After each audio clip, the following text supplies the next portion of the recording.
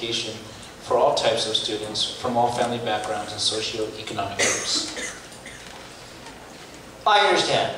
I want all of you to know, I personally understand. Our keiki need to be in school. This is something, to me, more than just a theoretical issue. I understand as a matter of theory, we want a great, strong public education system. But I want to tell all of you, as a dad, I understand personally how important education is to all of our children and all of our community.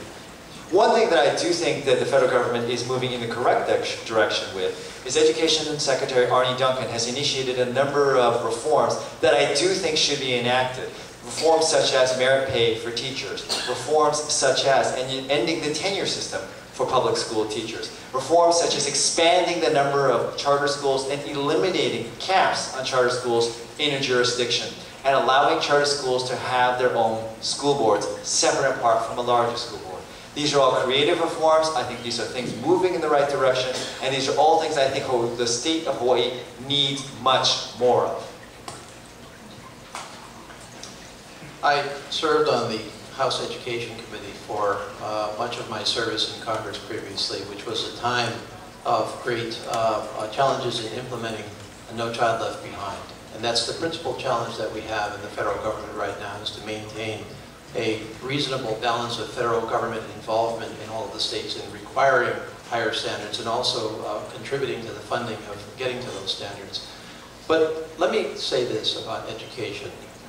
This is a good example where of really the differences among the candidates in terms of the role of government, because one has a very expansive perception of the role of government, and one has a view that government really is not the solution. In this case, really the answer to reforming education here in Hawaii is here at home. 90%.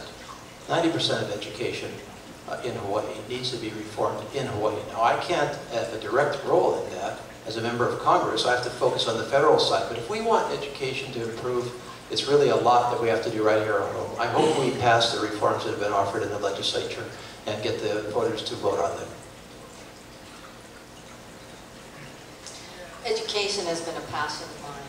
I did the Felix Investigative Committee, which of course is a result of federal mandates, unfunded mandates, Section 504 and IDEA. And we also know that the state did not do that well enough, and that's the reason why we were in the consent decree. I also know how charter schools can and will be successful, because I have one of the most successful charter schools that I saw basically from infancy to growing. It's Kawaihona in the Nanakuli, the old Nanai Kapona structure. I also know that NCLB, or No Child Left Behind, has caused great problems within our school system. Not only is it because there's not enough money to achieve it, but because the measurement of success is a pass and fail of a school. The main component of the proposal that President Obama has that is appealing to me is that the measurement of success finally brings it down to where it should be, and that is the performance of the student. The federal government has a lot to say, because the federal government is what mandates all of these different programs. In Congress, what I would like to say that I want to do is to ensure that it doesn't come down to the state in an unfunded form.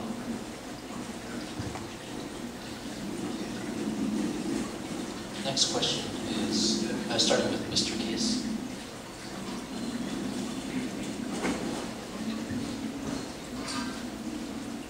A 100% tax rate would equal $0 in government revenue. What percent tax rate do you think is appropriate for the median Hawaii family with an income of $67,214?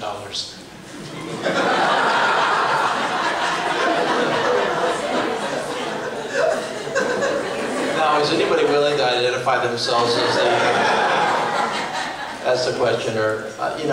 That's impossible to answer. I mean, first, let me answer it in the broader context, because I'm not sure I can give you, to the decimal point, the right answer. I do believe a couple of things.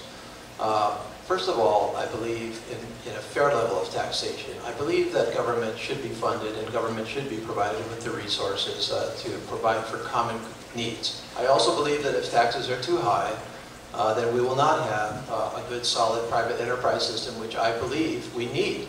And that's what produces the money that allows us to impose fair taxes and allows us to fund needed government programs. I also believe in a graduated income tax. I believe that those like me, who are at the upper ranges of the income level, should pay more tax, relatively. I think that's fair. Some people don't believe that. Some people have a philosophical disagreement with that.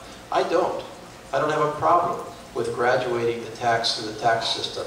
I do believe that people need to live their lives and have the income to do that. And so you've got to set it in accordance with everybody's abilities and needs. I also believe that there must be a fair tax rate, but taxes are part of what we do, part of what we have to pay. Now, the concept of 67,400, if I heard that correctly, then the question is that for a family of 4? Is that for one person? What are the deductions that you're entitled to, and what are the itemized deductions that you have chosen to take, if applicable at all? I think when we look at taxes, that's what the question is. What is it that you need to have in terms of your standard of living? What is it that we have to assess, or what is it that we can assess? But all of these different answers to those questions are necessary before you can even come up with what is your fair share. 67,400, your net income, or is it your gross income? And so I can't tell you what that rate is that it should be. I will say that what I'm committed to is a rate that is fair and one that provides you with the necessary living wage and a standard of living. To answer this question, let me share with all of you my basic philosophy regarding taxation. The first basic principle that guides me is that I believe a simpler tax code is always better than a more complex tax code. Second, that a lower tax rate as a general statement is better than a higher tax rate. But the most compelling philosophy I want to share with all of you is I look at taxation not from the vantage point of what does government need, but what can your family afford. Government works to serve all of you, not the other way around.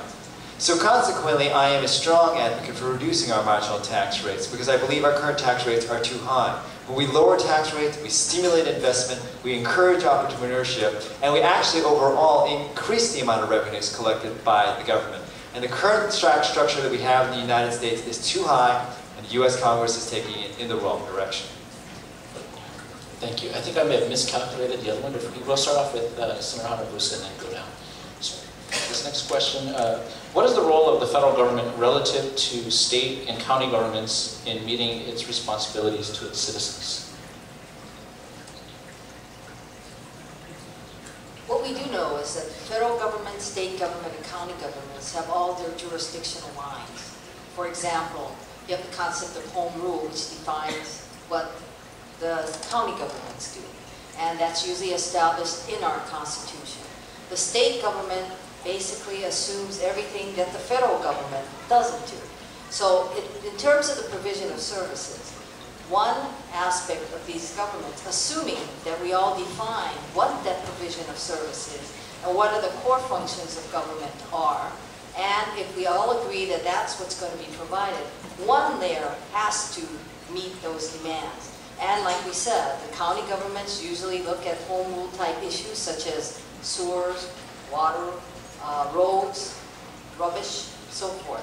State government usually looks at issues such as education and welfare, as well as transportation issues, state highway systems, and whatever. Federal government has a more overarching concern. So I think every level has a role to play.